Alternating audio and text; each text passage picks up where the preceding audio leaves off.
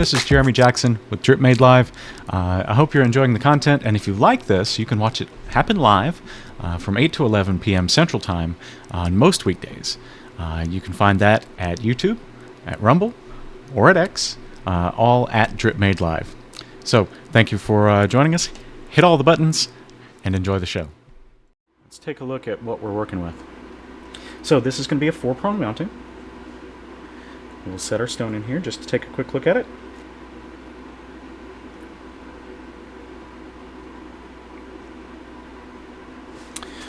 With this light, I'm going to need a little bit more, I think. There you go. Okay.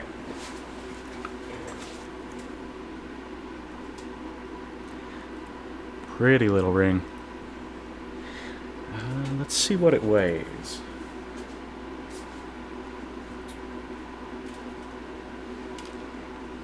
Okay, we have 18 round melee diamonds that weigh 0.11 carats. So about 1/10 of a carat, a little more. And it is in 14 karat white gold. Let's see if I can get a better focus here.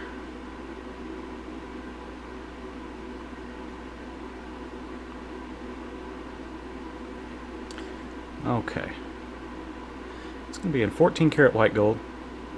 And our purpose with this one is just to set that center stone.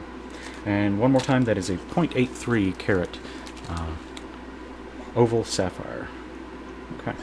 We're going to take a look at that in the microscope. Well, I guess I should leave the stone in there. Take a look at that in the microscope. You can see what I'm working with here. It's a little bit bright to get started.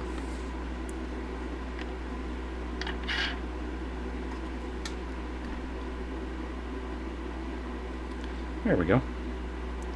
Very pretty color. Looks a little pinker in daylight. And it looks like it's going to fit our mounting really well. So, we will get to that. You can kind of see the melee setting here. I'm going to give you a better close-up. Okay, and this would be kind of your standard micro-prong setting.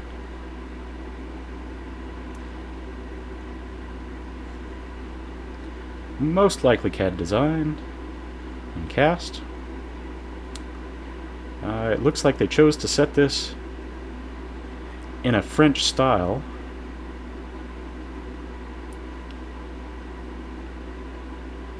Which means they split those prongs. They may have started out as bars and then split and then molded into prongs. Okay, dropping our stone back in. If you're watching, how's my audio? We're working on some upgrades here, so if you're tuning in, let me know how I'm coming through. I can't get a great idea of that on my side, but there we go.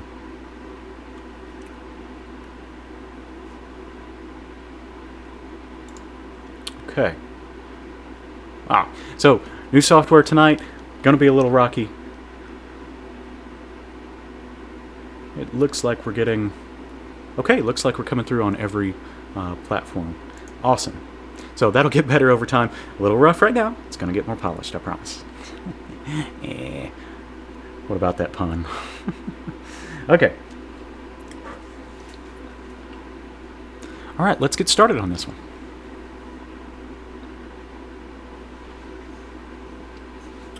So, we're going to do this mainly from the microscope. I'll try to keep the close-up focus there for us. Alright.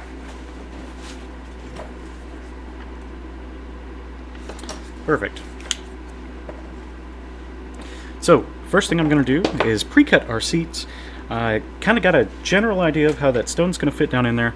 But I'm going to pre-cut using a 90-degree burr that is just about the same size as that stone, and I'll show you in here. Sorry, this is a 70-degree burr, approximately the same size as the ends of that oval. I'm going to lightly cut into the prongs like that and like that. They kind of give us a target, and then we're going to make adjustments for the seat for the stone itself. So you can't just cut a standard seat into a piece, throw the stone in there, and think it's going to set well. Doesn't work like that. Every stone is different. Every side of the stone is different. There we go. Okay.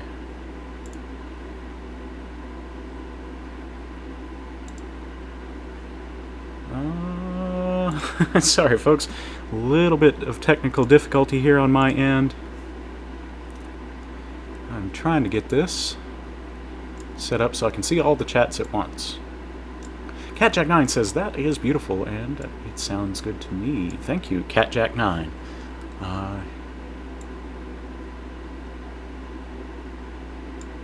Okay, there we go. I should be able to monitor all the chats now. If you're throwing me a chat from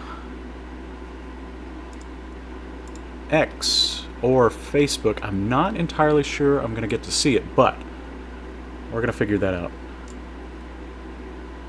Okay. Alright. So, like I said, we're going to pre-cut these seats. We're just going to give them a light notch at approximately the area where it's going to go in, making sure we're level. You saw my burr stutter and bounce a little bit. It's good when you are making a cut to get the burr running at speed. Make your cut, keep the burr running, and then pull away. And that will prevent chatter, number one. And it'll also prevent the burr from spinning out and cutting the backside of your prongs.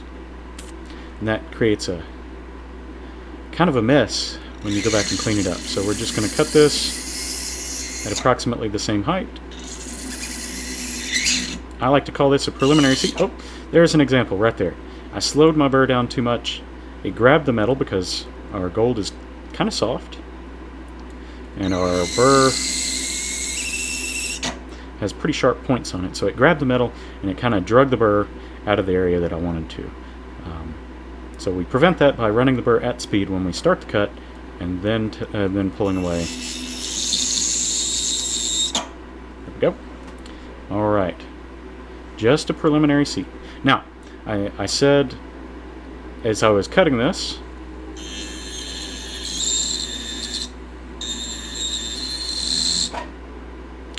that we can't just drop a seat in there, pop the stone in, and hope it's going to work.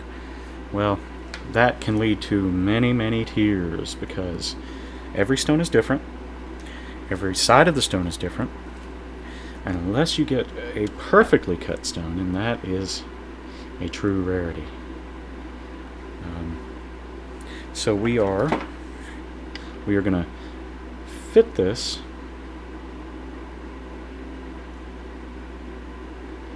for each prong.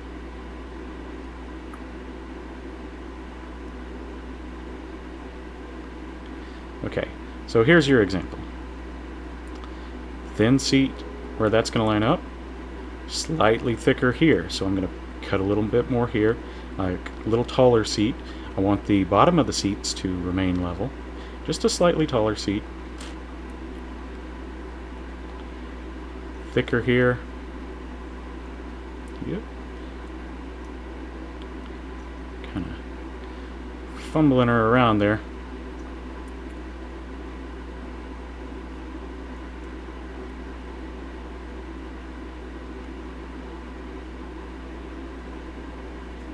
Okay. Thicker seat here, thicker seat there.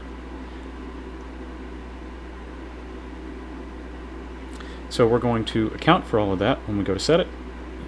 There's a better image. Now this being a Sapphire.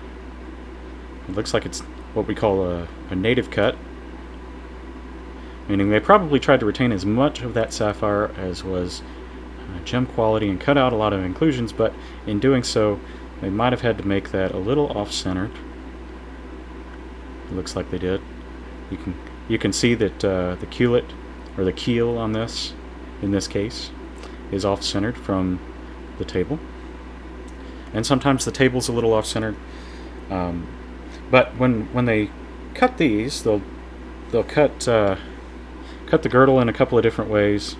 On this one, we have two facets for the girdle, one angled down, one angled up, and we're going to want to account for that in our seat also, to make sure we don't pinch it or put more pressure on one particular spot than the other. Okay. That's my spiel about that. So, our next step is going to be to take a quick look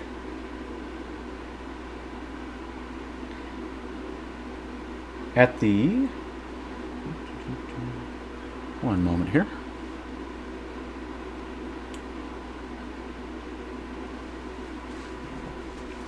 Our next step is going to be take a quick look at the stone. We've already got an idea of how we're going to set that, where it's going to sit in our mounting.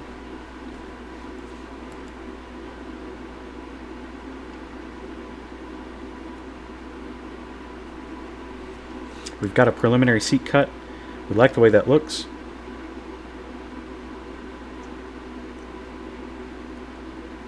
So now we're going to do a little bit more fine detail on our seat. So I'm going to switch to a very small 70-degree burr.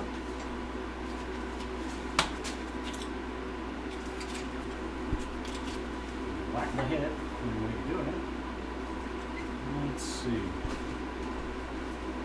We're going to rustle around. Okay. I'm going to grab a brand new one of these guys. Because we like sharp burrs. Sharp burrs cut well. Gives nice clean seats. Nice sharp point. And we can pay much closer attention to how that stone looks. Okay. Alright, switching to microscope.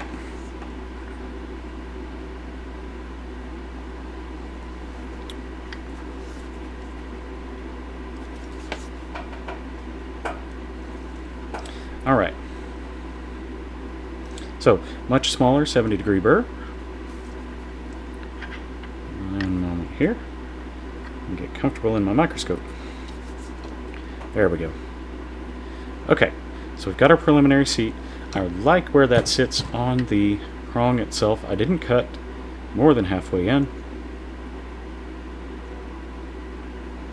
What I did do is try to keep them level across the two. So, I like to mark the stone with a Sharpie, and of course, we are Sharpie-less right now. I will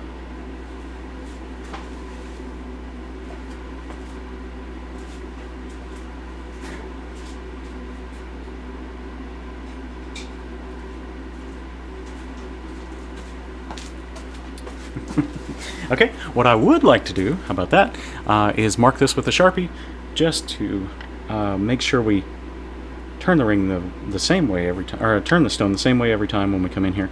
But I'm just going to have to do that visually this time. Alright, so where I'm looking is right here, at that far seat, right there. And I'm just looking at the way the girdle looks. It's pretty thick. We're going to treat it kind of like it's rounded, which it is. So we're going to cut this seat here to match that.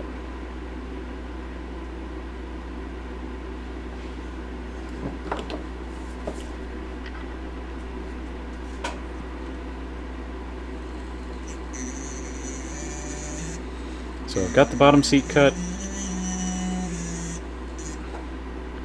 I'm going to go straight in here and try to match the profile of the bottom of the seat. And now I'm going to wipe out that little triangle of metal.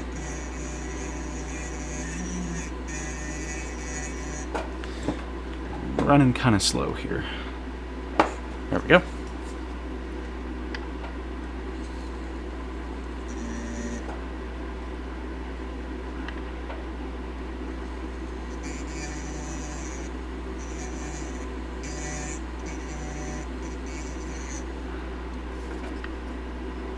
Alright, so I've cut away that little triangle of metal there.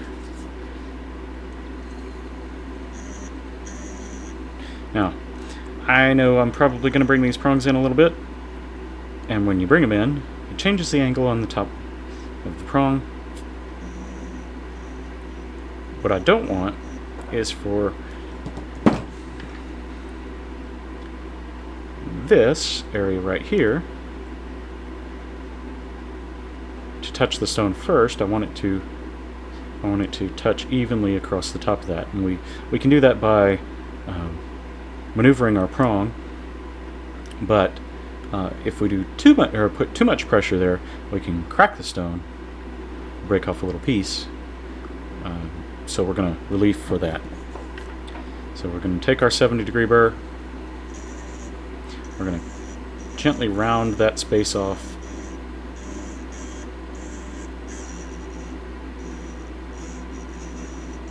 To account for the way that girdle is shaped. Okay?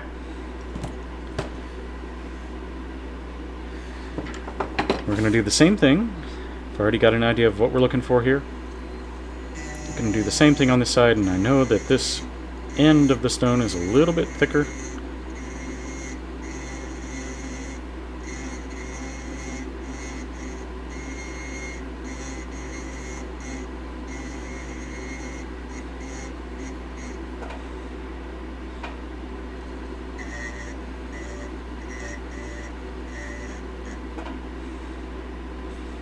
Okay, there we go.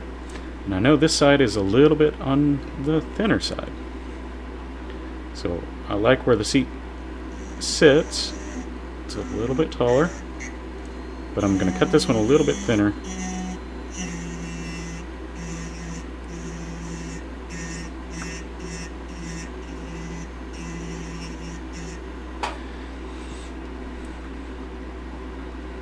I'm going to do the same thing here.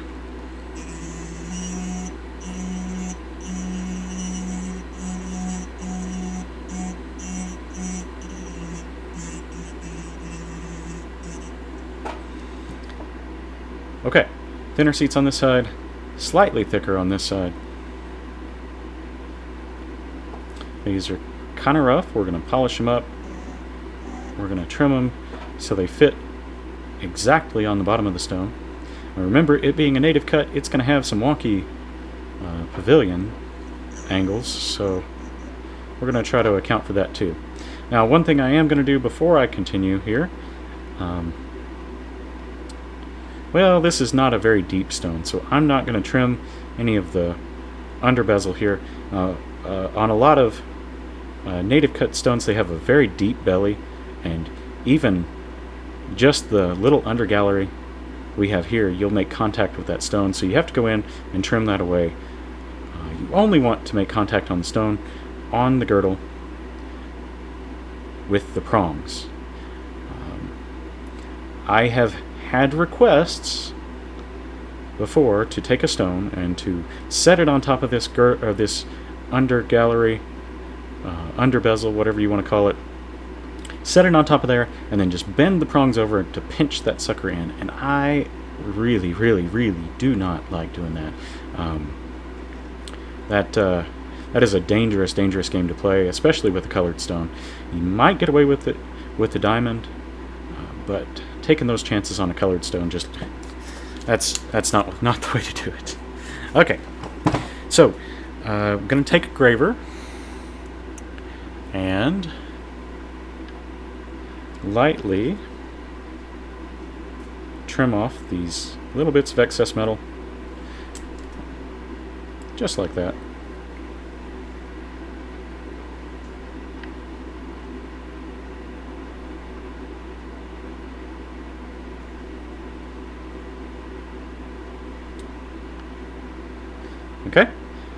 just to get rid of those.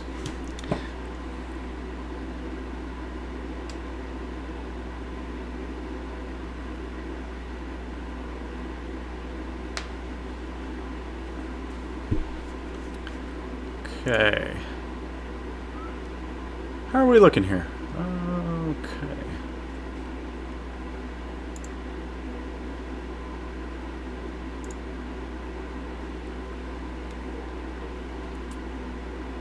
I've got the...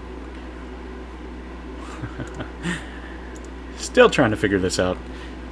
Using a multi-stream is definitely different than going straight to Rumble. Okay. Let's pre-fit our stone in here.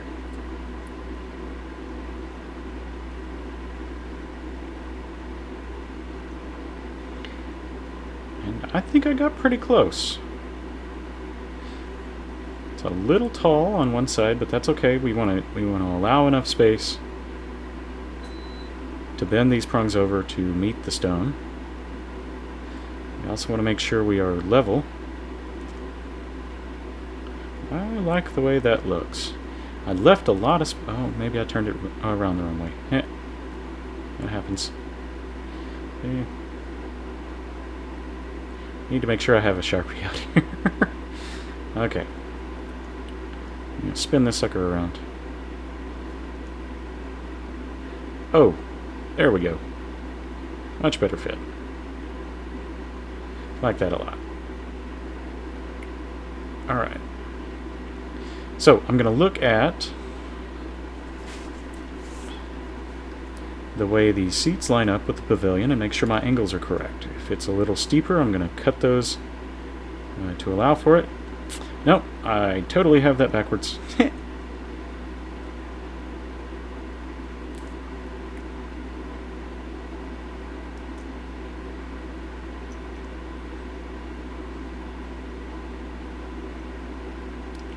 There we go. Drop that sucker in there. Alright. Feeling better about that. Okay. Looking at the pavilion angles, so it's going to get a little blurry here. I love the way that one matches up. I'm pretty comfortable with that one, yeah. That's pretty good. And the last one looks like it's going to fit well. So, we've got the seats cut. Now, the next thing I like to do, especially on colored stones, is give the inside of these, or of the mounting, a quick polish, and polish the seats also. We just want to make sure that those are soft and gentle. They don't have any... uh-oh. There we go. They don't have any flanges of metal that might create a pressure point for that stone. Well, now we seem to have got the stone stuck. You'll see it all here on DripMadeLive. My successes, my failures, and me getting a stone stuck part of the way in and not being able to get it out. Okay, take pressure off this side. There we go. Okay. So I'm going to polish the inside of this just to soften, man, I hit that T really hard, soften the seat. Okay, we need an end brush. We're going to use our Mirard Oris polish. I really like this stuff.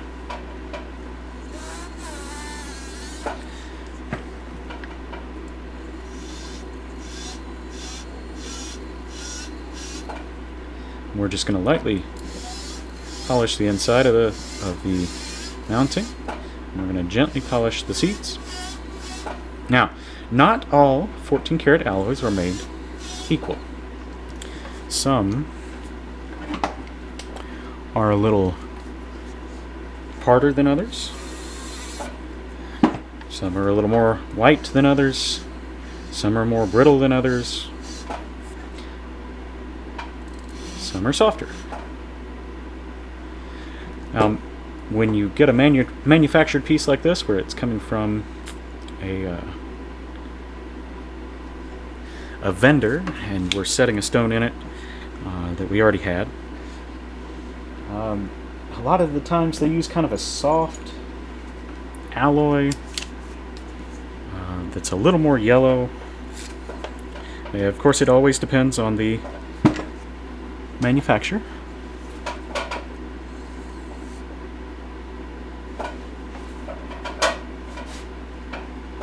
There we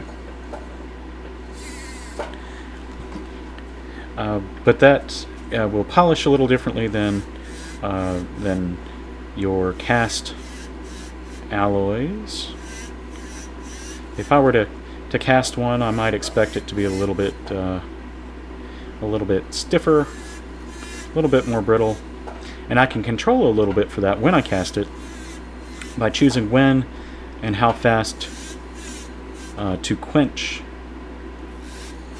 the piece after it comes out of casting. So with metal, you can anneal and you can soften it. You can also work harden it, and you can also harden it by changing temperatures. So with a white gold, you typically don't want to quench, but if you choose to quench, you can cause it to be a little stiffer, a little more brittle. Let's see here. Okay, so we've got those seats polished, got the inside of our mounting polished and nice and clean. We're going to take our stone. Just realized that's a little dim in our microscope cam. Let's see if I can brighten that up a little bit without getting too bright in our close-up. Oh, much better. Okay. Yeah, that looks a lot better. Okay. So we will drop our stone in.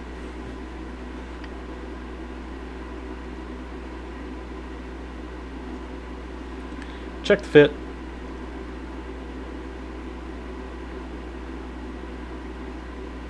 Love it.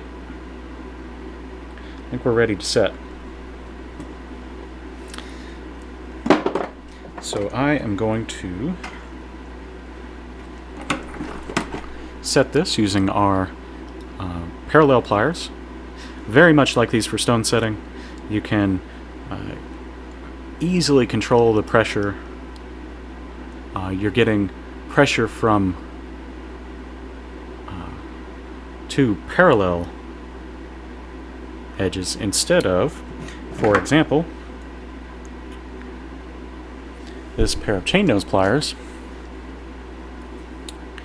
When you go to squeeze, you're getting your... Here, let's go to close-up. Okay. So parallel pliers versus, say, any other chain nose plier. Parallel, squeeze from the sides. Any other plier, which is going to be hinged, squeezes at two different angles. Now, that can be a problem when you're trying to grab something. Say I were to grab a metal prong. We'll use my finger as an example here and treat it like a prong. If I were to grab this prong and try to move it, it might be a little bitty guy. And when I grab onto it, I will slip right off the end of it. That, in the middle of setting a stone, can be disastrous. So we like these parallel pliers because we can grab the whole prong all the way across, and we can put pressure on it, and we know we're not going to slip up and off. We can grab it, we can take it, we can bend it over like this, we can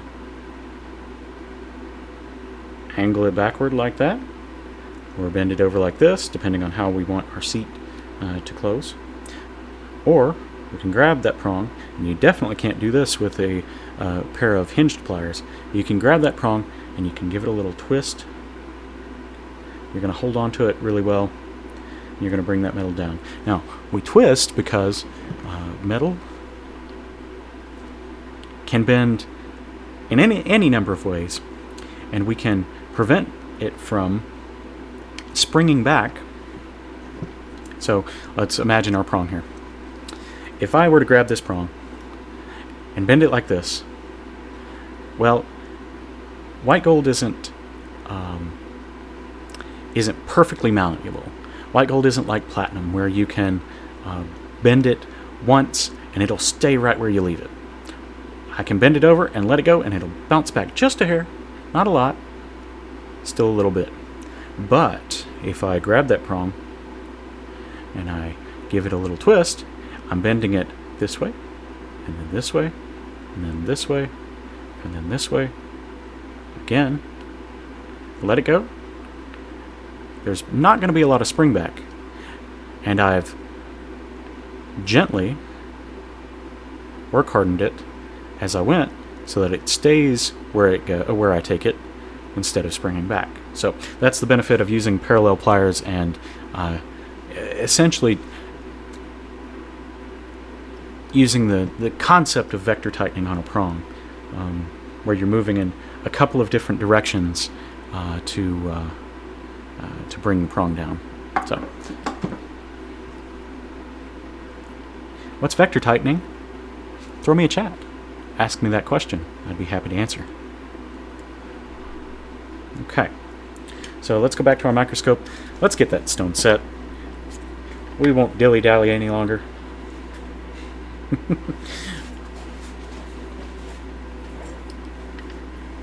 So, here at the little patch of heaven, we've got 3 turkeys, my turkey girls, and I'm just tickled to death with them. They surprise me every day. The past couple of weeks, they've started taking themselves home. We keep them in the chicken yard for the day, and then they sleep in their own little coop at night. But it's a good 150 yards, or 150 feet, sorry. 50 yards, maybe a little longer, away from from the chicken yard to the coop. So they'll decide that it's close to their bedtime and they're ready to go home, and they just fly out of that chicken yard and they take themselves home, which I was so shocked about the first time it happened. They decided, okay, we're done for the evening. We don't want to hang out with our chicken friends anymore. We want to go home. So they wing it out of the coop yard and usually end up in our backyard, and I have to go chase them down and take them home. Well, every once in a while they'll put themselves to bed, which has been so funny. I did not expect that with turkeys, but they're good girls. They follow, and every morning when we want to go to the chicken yard, I open the pen up, and they kind of ease their way out of the turkey coop and look around a little bit, and then we go on a walk. We walk across the property, through the driveway, through the back gate, and out to the chicken yard. They like to be part of a group, I've found. Don't know where I was going. Oh, yeah. So, I said that the term dilly-dallying, and it reminded me of my turkeys, because they like to dilly-dally. They'll stop and want to peck at acorns, or peck at dandelion greens, or peck at gravel in the driveway. But, they just take a little encouragement, and they're back on their way. It's so funny to watch. Okay, so I've gently brought my prongs in. The stone is starting to get tight. I like the way these seats are matching up on the ring itself. I'm going to switch to my front cam and show you how I might level this off. I'm going to compare the stone both to the basket and the rest of the ring, just in case that basket is offset from the rest of the ring. I'm looking down the stone. I'm also going to look at it from the top, make sure it's matched evenly with the basket coming down from the top. I'll show you from the close-up what I mean by that. So that basket, we don't want it to show under the stone. So we've centered that really well over the basket.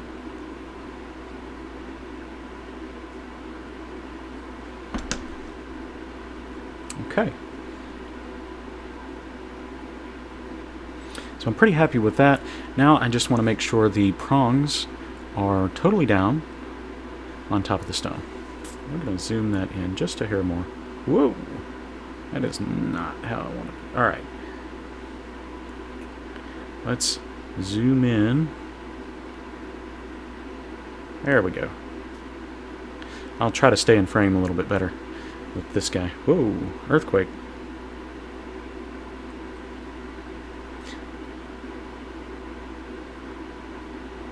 Okay. There we go. Got our stone in. We're going to bring those prongs down so they are flush on top of the crown. And then we're going to take those the excess prong off and round them off to make it look like a little cannonball there on top. Okay. Back to the microscope cam.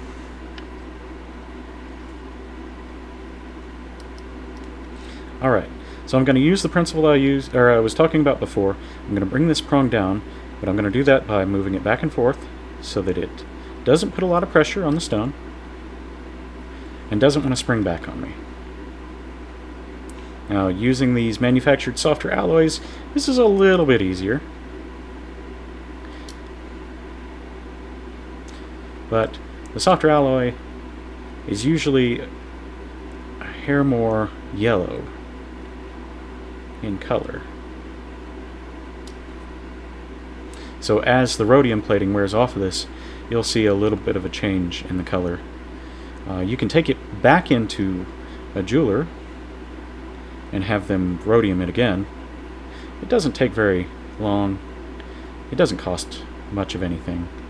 I don't want to quote anyone a price, but I doubt most places will charge more than $25 to $30 to re-rhodium plate a ring. So if you have a ring that was really bright white and now is looking a little more yellowed, that has usually has nothing to do with tarnish.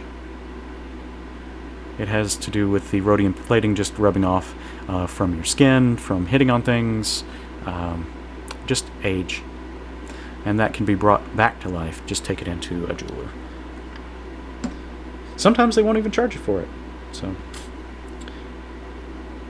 alright. So I like where my prongs sit. I like how they are over the top of the stone.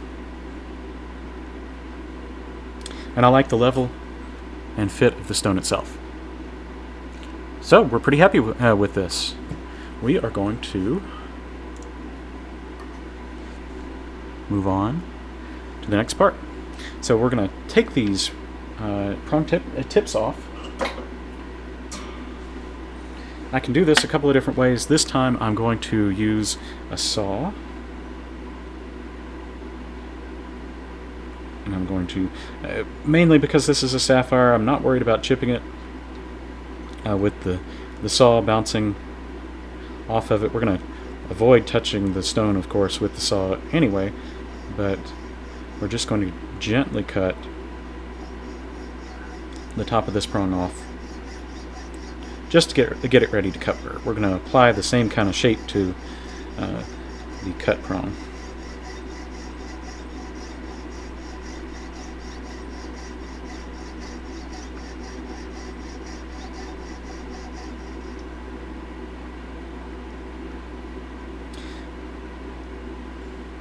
If you're watching for the first time, you can find all the prior episodes on Rumble, our premiere episode, and the last... What are we on? Episode 6? Oh my gosh.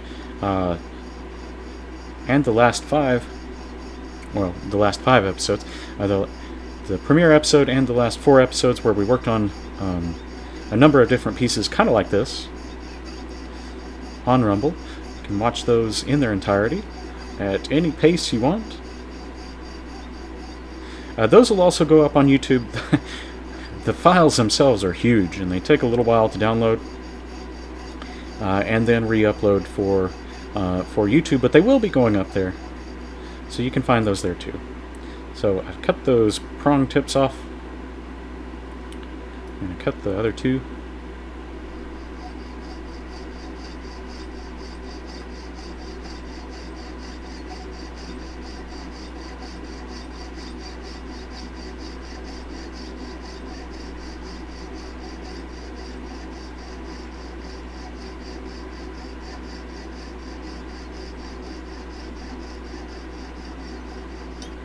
Okay, one more.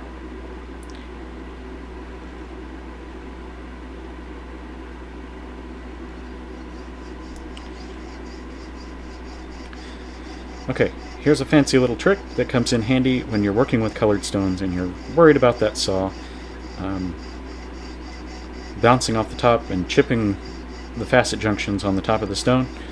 Once you start to get to the end of the prong, you'll see the piece you're cutting off gently rise up. You can kind of see it right there. I'm going to slow down. It's going to gently rise up. Ah! Broke a blade. Ah, that's... Of course, right when I'm trying to demonstrate something, I'm going to break a blade. Yeah. That's just how it goes. Alright. Swapping saw blades out real quick. I've got my top cam turned off. Tomorrow I'll have that one back on. I've been shifting things around to make it a little easier for my computer to manage.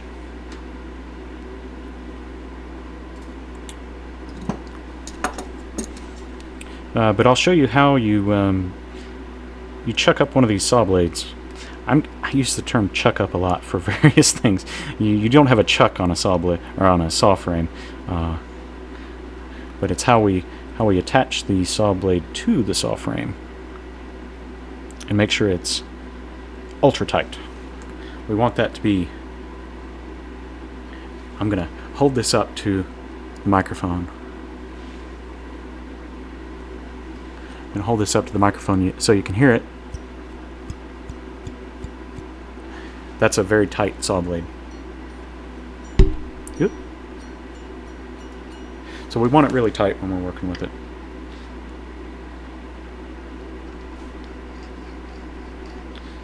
We want to be able to control where that blade goes. Okay, here's what I'm talking about. We are at the very end of this cut. We're going to drag that saw blade back and forth just a little bit. Now I'm putting more pressure on the blade as I'm pulling it toward me, and less pressure as I'm pushing it back across the blade. That'll keep our blade sharp for longer.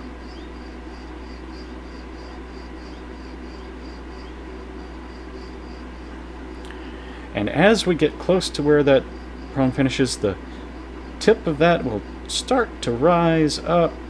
I'm going to zoom in so you can see that much closer. Alright, the tip of that will start to rise up, and that's when we know we are almost there.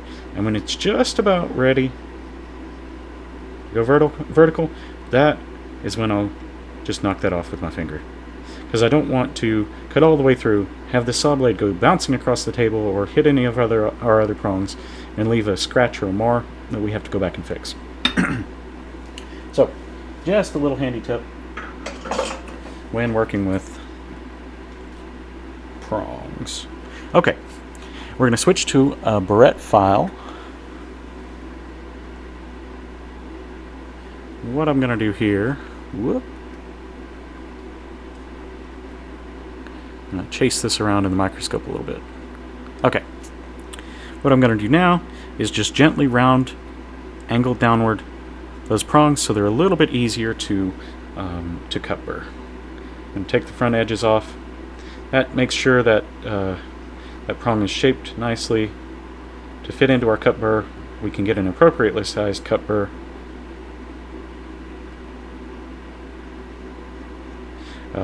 I'm not setting the file on top of the stone. I'm only using the very edge of the file.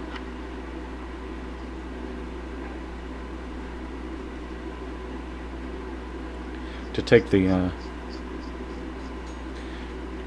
sharpness off the top of that prong and to shape it a little bit better. Now on something small like this, I very much like using a cup burr. Makes the process go easier, but we can hand finish these. It all depends on the shape of the prong. This prong is much more round. If it were a square prong, I might finish it with square sides and round it over on the top. Or, depending on the customer's preference, I might finish it just as a square. Episode 3 or 4, of course I'm already forgetting. On episode 3 or 4, we worked with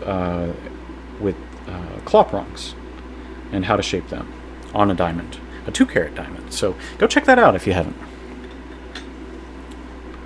All right. Hey, I lost my chat. Where'd my chat go? There we go.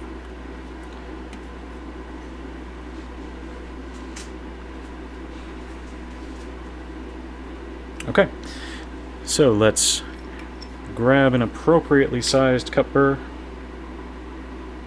Now when I say appropriately sized, I want this prong to match the inside bowl of this burr. So we have to have a number of burrs to do that. And they don't last very long, so if you're a stone setter, you're going to be going through cup burrs like crazy. They just don't tend to hold their edge very well. No matter how much you coat them in burr life, they just like to wear out eventually. Alright, so let's find the right cup burr for us.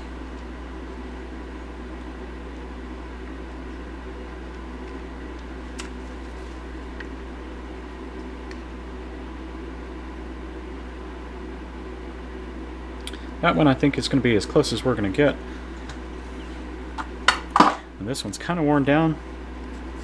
So I'm just going to pre-shape these with this cup burr, and then I'll come back with a different one to finish them out.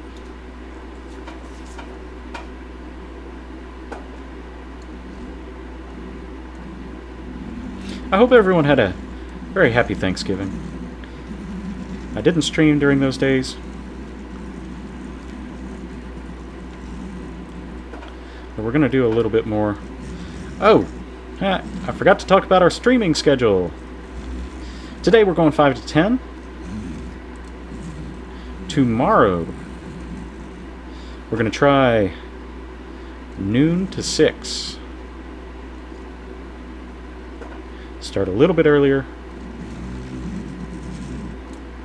That may end up being like 1 to 7, but we're gonna shoot for noon to 6, depending on how well our our setup goes. Multi-streaming to all these platforms is it can be kind of a chore to get everything working all at once.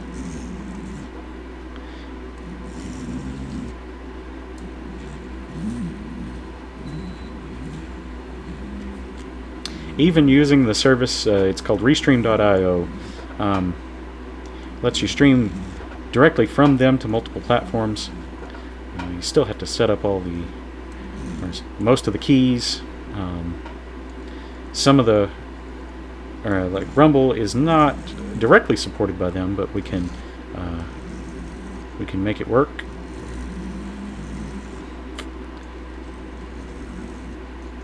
I hope they add that one in the future. Rumble is a great platform.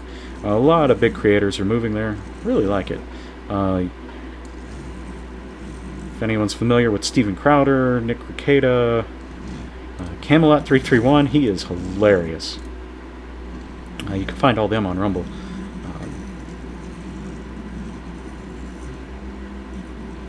I think Russell Brand is exclusively on Rumble now. He might still stream to YouTube. I know there was a little bit of a hubbub about him, but his stream is fantastic, or his podcast is fantastic. He talks a lot about happenings in the world, and whoa, runaway burr. And he got a bad rap from the media recently about some strange stuff. Don't know why. I think it has a lot to do with him speaking the truth about some social issues. We won't go into exactly what they are, but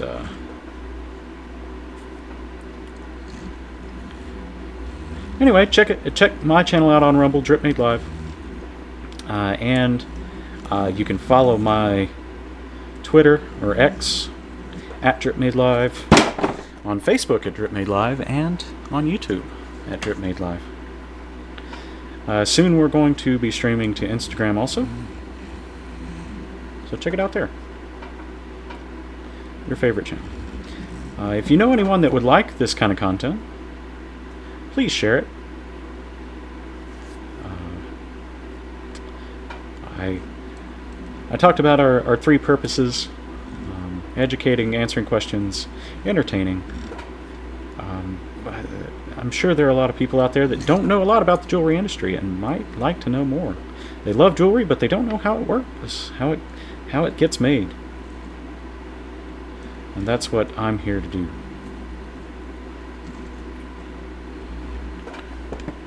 Okay, if you're watching on any service other than Rumble, drop me a chat. Let me know you're there. I can't monitor all of them at the same time. Alright. Okay, so we've got these prongs pretty much leveled and evened off. We're going to take a graver.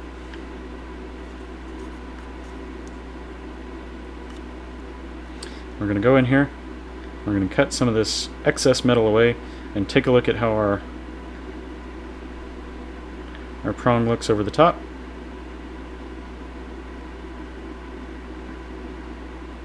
I like that. We want to make sure that we don't have an inset here, like a space that we might grab threads or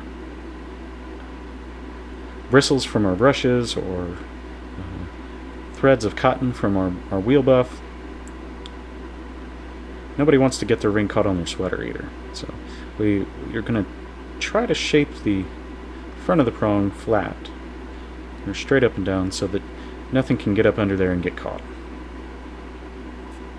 You can also get dirt and grime, hand sanitizer, things like that up under there, and it just takes away the beautiful look of your stone.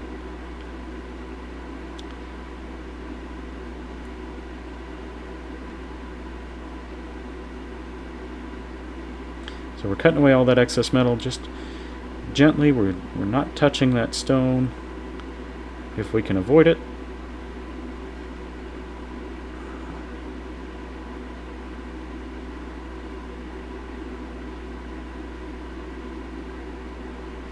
We're going to make sure it looks like it's nice and flushed down.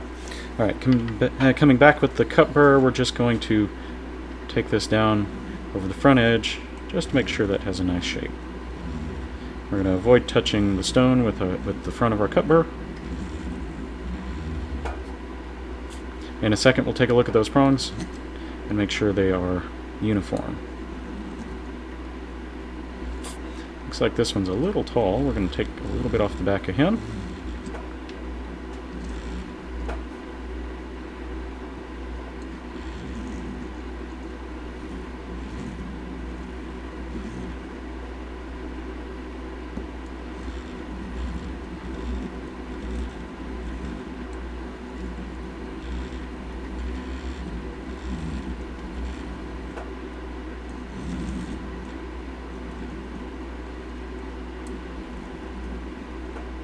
Okay, feeling good about that. So let's take a quick look. Make sure our prongs are level and that they don't come too far up to the top of the stone. Like that. I like that. Our stone looks nice and level. And we're nearly done with this. Okay, let's get it out of our mounting here.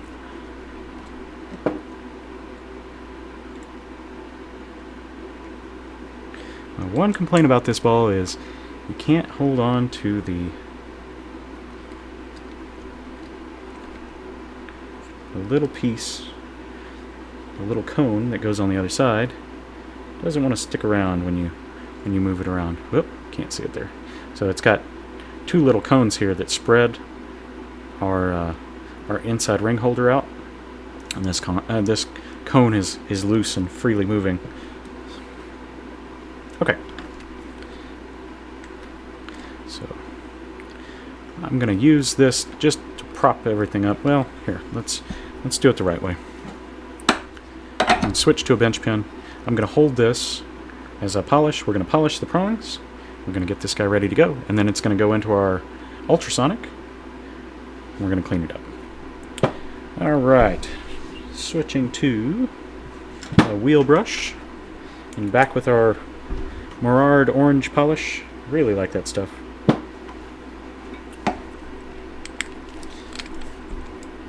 We're going to give this a quick polish all the way around, and we're going to call this one finished. Oh.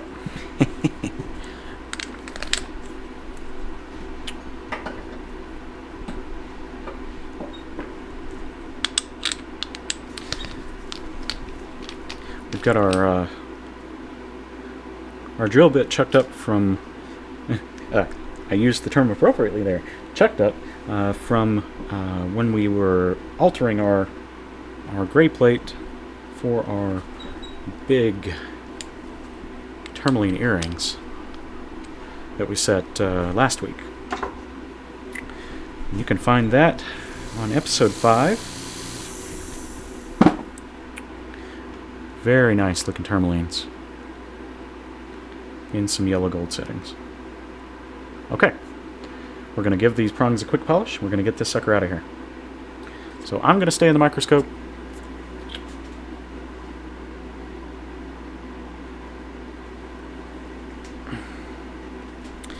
But I'll let you watch from our close-up cam here.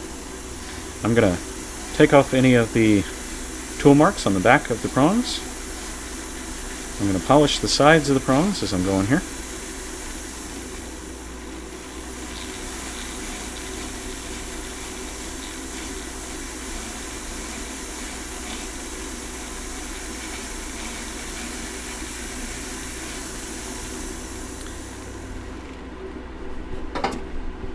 Oh no, I've got a monster in the way. Yeah. Okay. And I'm going to lightly finish the polish on the basket that the manufacturer left. Sometimes they come fully polished. Sometimes it's just a pin finish. And that can be a little bit frustrating once you go to polish something and you figure out, oh, they didn't do a good job of eliminating porosity in the piece. And suddenly you have a whole bunch of little pits and stuff that really show up in the polish.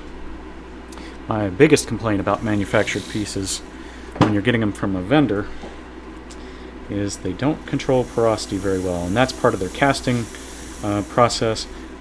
That's also just part of the alloys that they use. So when I was working for a jeweler, I spent a lot of time having to clean up porosity in other people's castings. And when we would cast it in-house, it'd come out great. Very little porosity, very little cleanup. But these big casting houses, their quality control can be kind of shoddy.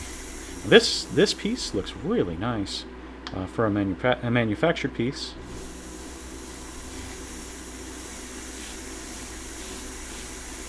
And it is polishing up very well. I don't see a lot of pitting or porosity. So this was a very good casting on their part.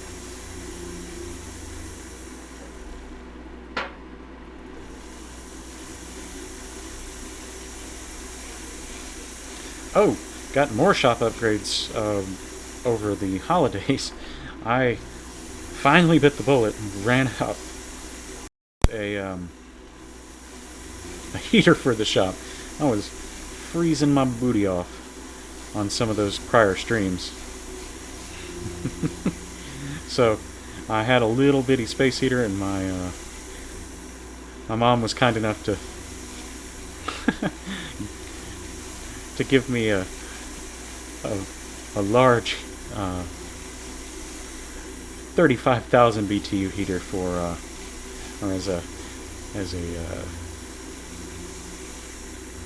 an early Christmas gift for my shop. I'm sure she didn't like me shivering on stream. Okay, so we got the backs of the prongs done. So thank you, Mom. We're going to do the fronts of the prongs. And make sure we have nice contact. We're going to stay off the stone. We don't have to worry about mushing any of the facet junctions on a sapphire with this polish, but we still want to avoid it as much as possible. So there we go.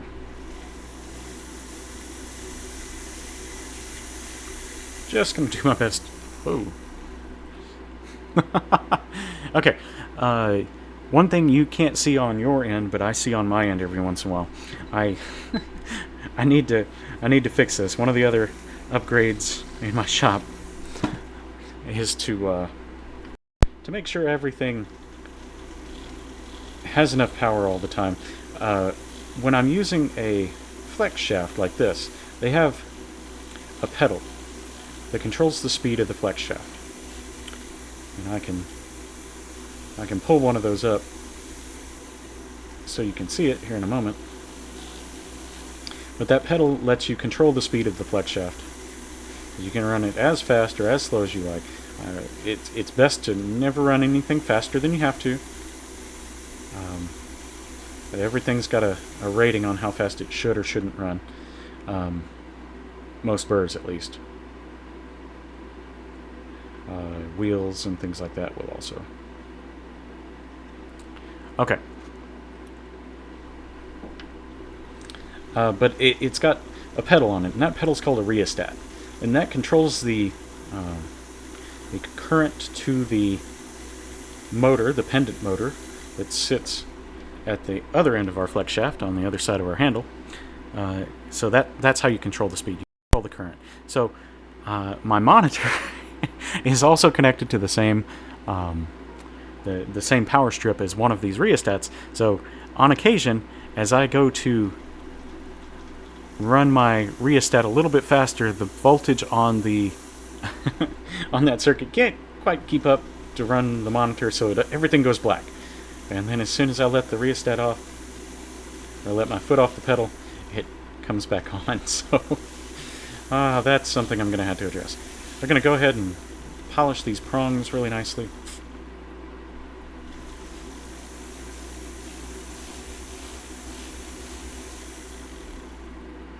Okay. That is a finished piece. All it needs from here, and you won't see this on stream, is a quick polish on the wheel buff. What you will see is probably me rhodium plating it tomorrow. Let's see. Here's the pretty little pinkish purple sapphire that we did first. You can't see the color very well in this camera, but it really pops against those diamonds.